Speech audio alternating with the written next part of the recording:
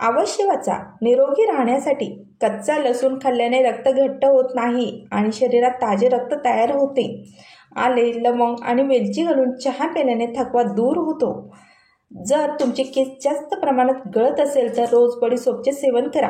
केस गळणे लवकर थांबेल.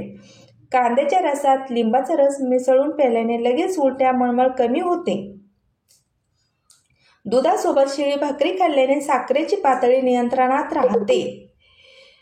अचानक डोकेदुखी सुरू झाली तर थोडे मीठ चाटावे. यामुळे डोकेदुखीपासून आराम मिळतो. ज्याची पचनशक्ती चांगली नसते त्यांनी उसाचा रस रोज प्यावा.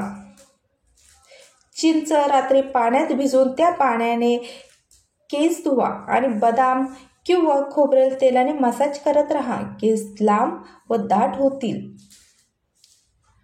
अशक्तपणा जाणवत असेल तर 2 खजूर गरम दुधात मिसळून प्यायल्याने शरीराला शक्ती मिळते. जर हा व्हिडिओ आवडला असेल तर व्हिडिओला लाईक करा, सबस्क्राईब करा. व्हिडिओ पूर्ण बघण्यासाठी थँक्यू.